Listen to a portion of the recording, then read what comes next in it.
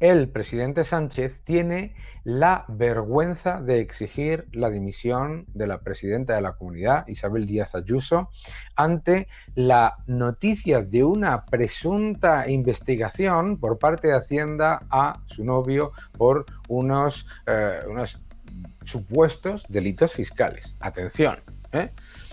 Vamos a ver lo que dice.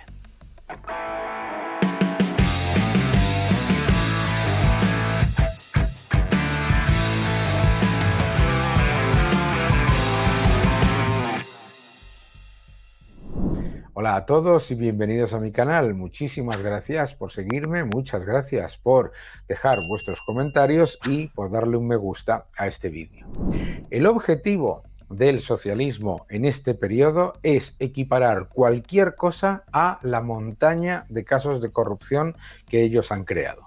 Vamos a ver lo que ha dicho el presidente del gobierno en sede parlamentaria ante lo que es la sesión de control sobre el caso Koldo y sobre todos los casos de corrupción que están saliendo en los medios de comunicación. Atención a cuál ha sido su respuesta. Vamos a verlo. Gracias, señor Feijóo. Señor presidente, cuando quiera, y ruego silencio, por favor. Muchas gracias, señora presidenta. Señor Feijóo, le exijo la dimisión de la presidenta de la Comunidad de Madrid después de lo que hemos conocido en el día de hoy y en el día de ayer.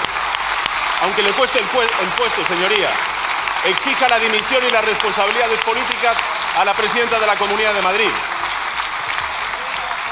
Y entonces empezará a ser usted algo creíble en la ejemplaridad y en la lucha contra la corrupción.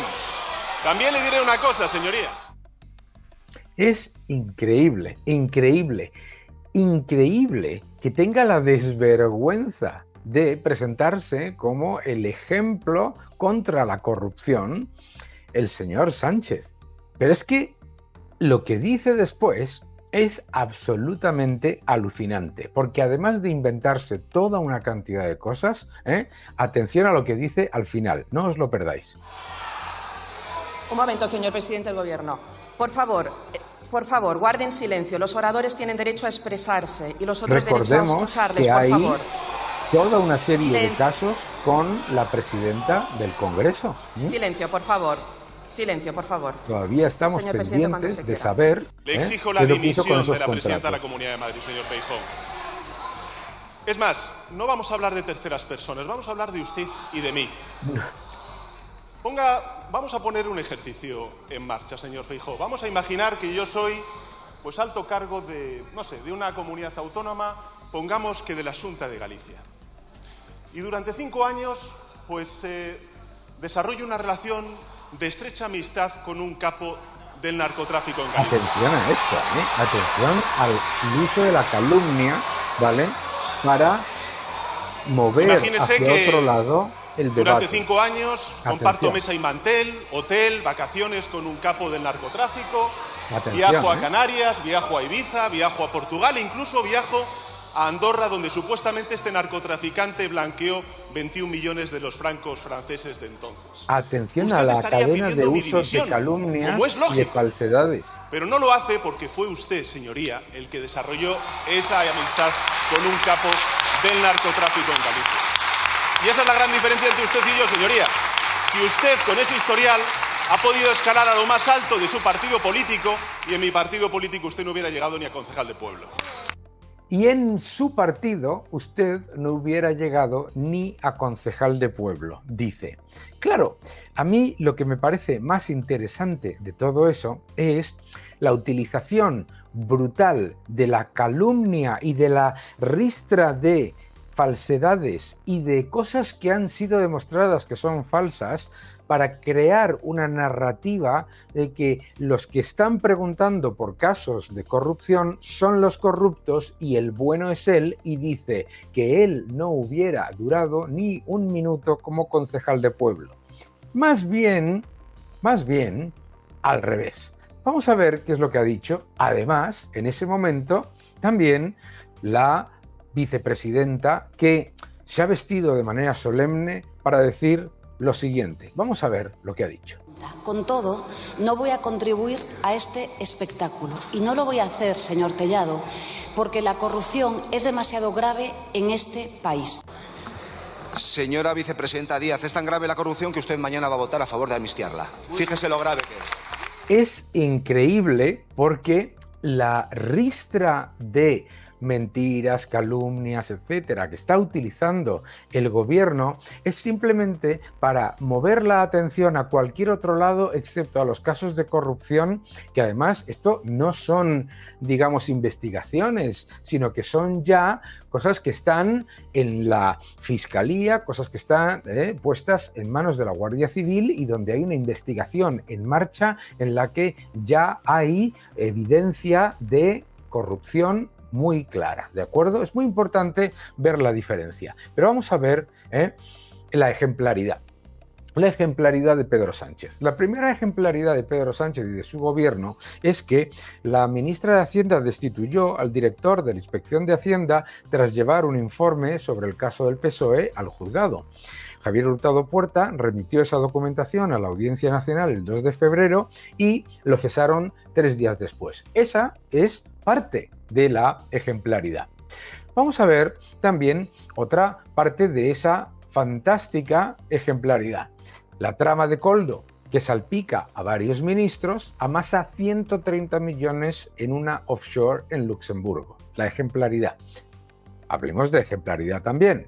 Sánchez, el que dice que es incompatible con la corrupción, ha reducido las penas por malversación, de caudales públicos y dice que es para sacar la confrontación de los juzgados. Míralo, qué bueno es él, ¿eh? Pero también, además, tenemos la evidencia de que el gobierno, estando en funciones, inició la tramitación de los indultos de los condenados por el mayor caso de corrupción de la historia de España, el caso de los ERE, la ejemplaridad. Hablando de ejemplaridad, también es importante tener en cuenta que en este mismo caso, el del Tito Berni, rápidamente pasaron a reducir todas las acusaciones porque la Fiscalía, y de quién depende la Fiscalía, oh sorpresa, no se presentaba. ¿Y qué pasa además? Mucho más, obviamente. No solamente el gobierno reduce las condenas por malversación, no solamente le destituye al que presenta los datos de un caso de corrupción, no solamente, además, lleva a cabo el proceso de reducción de la pena de malversación y de indulto a los condenados por el caso de los ERE, el mayor caso de corrupción de la historia, sino que Sánchez amplía la amnistía que ha negociado con Pujol hasta 2011 para que pueda incluirse gente, incluidos algunos de los miembros de la familia Pujol.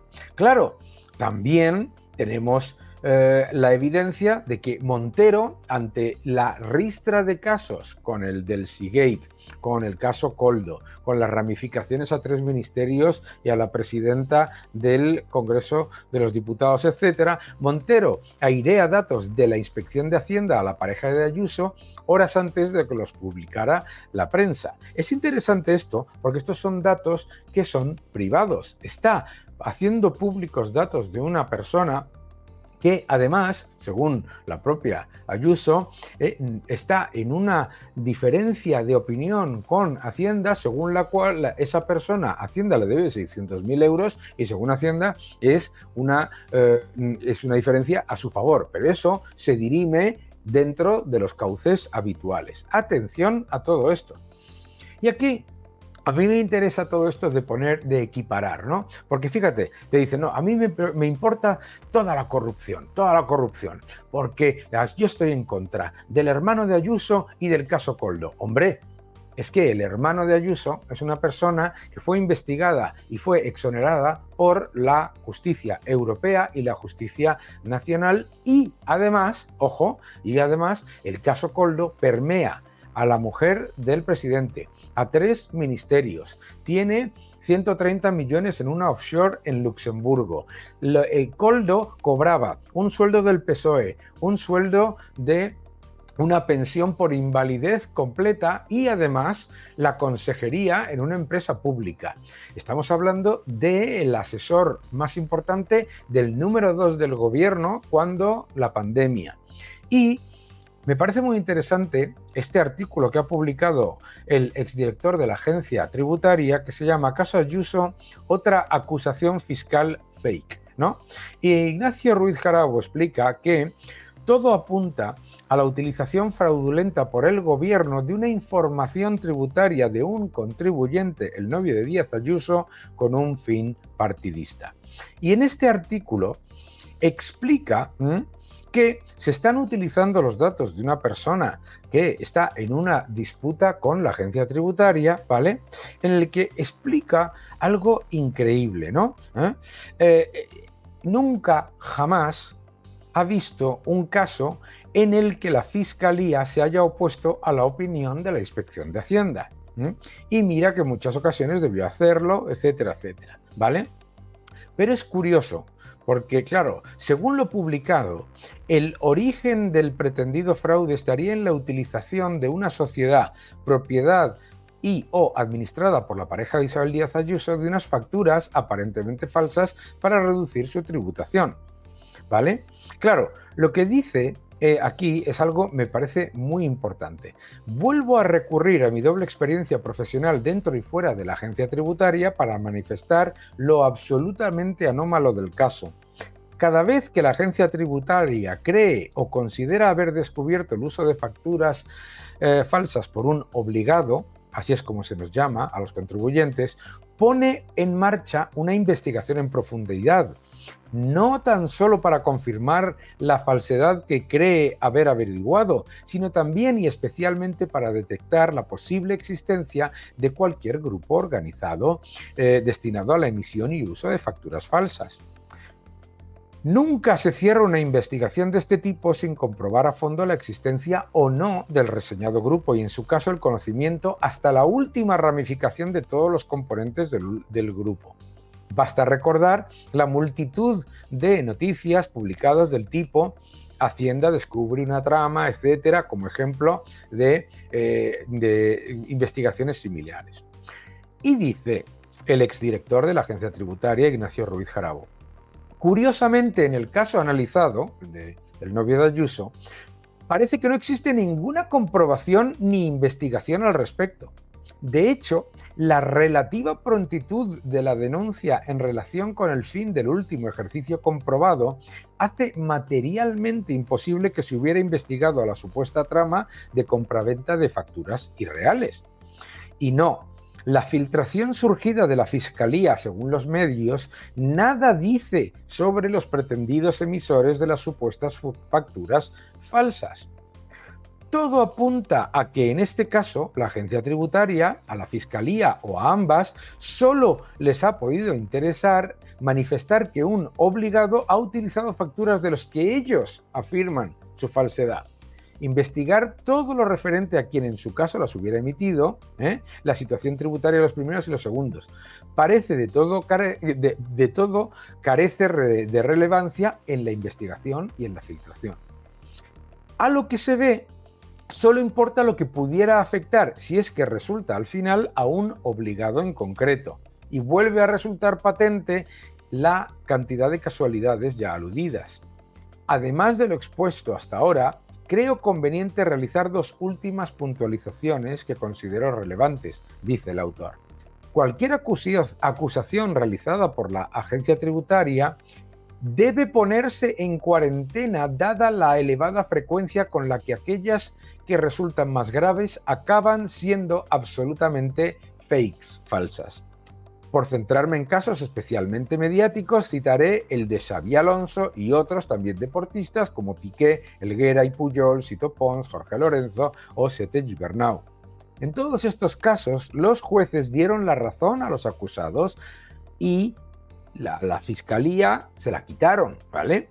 Y lo más importante en todo esto es que es importante subrayar que, según lo publicado en el caso que nos ocupa, los años en los que se acusa al obligado de haber incumplido sus deberes tributarios son los ejercicios 2020 y 2021, anteriores a que se iniciara la relación con la presidenta de Madrid.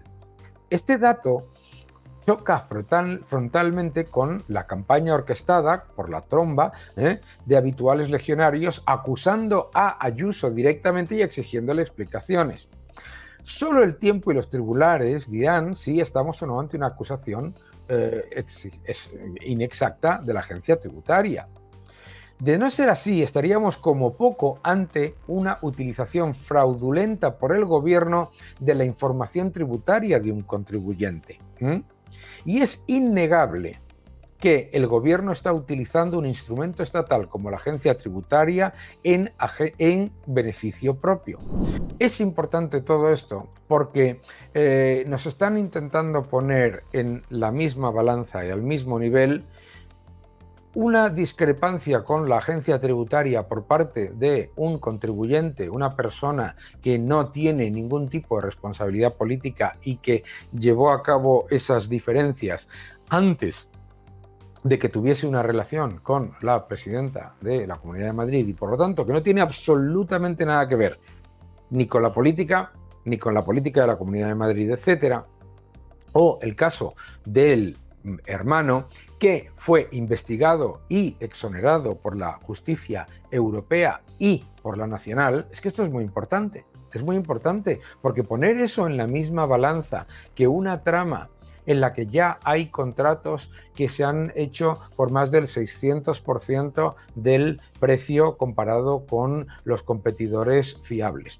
en el que ya hay 3 ministerios involucrados, en el que ya hay la evidencia de 130 millones en una offshore en Luxemburgo, en la que ya se han congelado cuentas, en la que ya se está llevando a cabo acciones penales y judiciales por parte de las autoridades competentes, es importante diferenciarlo. Y es importante diferenciarlo, ¿por qué?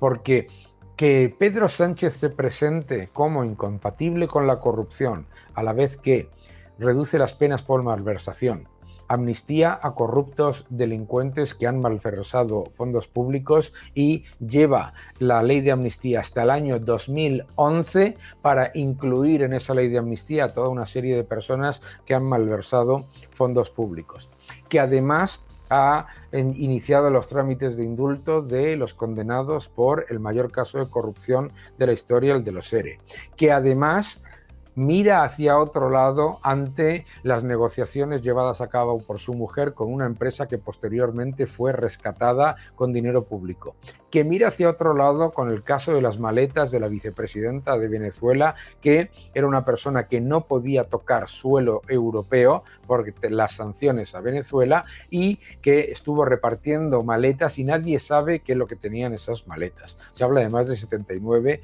maletas. En el caso del número 2 de su gobierno, el ministro Ábalos, que tenía como asesor principal y como mano derecha a Koldo. Es que no estamos hablando en ningún caso de lo mismo. ¿Que hay que investigar lo que ha pasado con el novio de Ayuso? Me parece perfecto y me parece que debe seguir los cauces normales sin utilizarlo de manera absolutamente injustificada.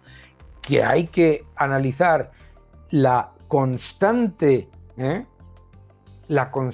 utilización de la fuerza política y del poder legislativo para blanquear la corrupción por parte de Sánchez? También.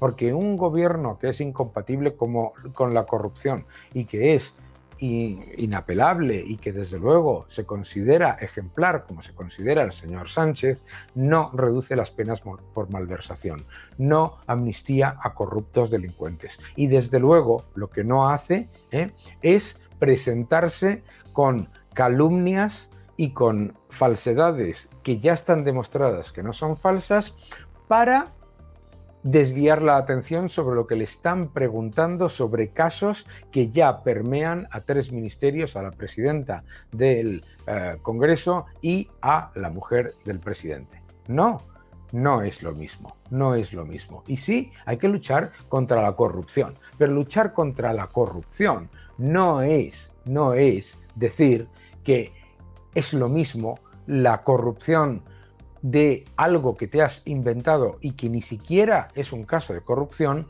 con una trama corrupta de cientos de millones. Es la misma forma de operar que hemos visto con el caso ERE, con el caso Tito Berni, etcétera, que es ante la evidencia de un sistema de generación de comisiones para el funcionamiento de una trama corrupta, lo que hacen es decir que no tienen nada que ver con ellos, le echan la culpa al chofer, le echan la culpa al otro, dicen que no tiene nada que ver con ellos y sacan el ventilador para culpar a otros. Oye, que se investigue y además, ya que es ejemplar el presidente del gobierno con respecto a la corrupción, ante un caso como la Gürtel, que haga lo que se hizo con la Gürtel, es decir, dimisiones, es decir, una moción de censura y es decir, unas penas, porque hay algo que el presidente del gobierno no le dice a ustedes. ¿Saben que tras el cambio de los delitos de malversación que ha hecho el presidente Sánchez y Yolanda Díaz en su ley, saben que si esa ley se hubiese aplicado a los acusados por la Gürtel, la mayoría habrían salido impunes? Es que lo más grave, mis queridos amigos, es que Yolanda Díaz y Pedro Sánchez lo que han llevado a cabo es el mayor proceso de blanqueamiento de la corrupción de la historia de España, porque cuando han decidido que las penas por malversación, cuando se asume que no hay un enriquecimiento personal, son mucho menores, no solamente son mucho menores, sino que son prácticamente inexistentes y muchos no irían ni a la cárcel, lo que están diciendo es que robar para el partido es maravilloso y si robas y hay algo que aparentemente te enriqueces tú, eso, bueno, pues no es. En cualquier caso, es más que debatible la idea de que si robas para el partido y continúas viviendo del partido y de todo su engranaje clientelar, no te estás enriqueciendo. ¿Veis lo que han hecho? Blanquear la corrupción, reducir las penas por malversación, amnistiar a condenados por malversación de fondos públicos y por corrupción. Y además, por supuesto, castigar a aquellos que denuncian el caso de corrupción, el caso Koldo, destituyéndoles. Que no te engañen.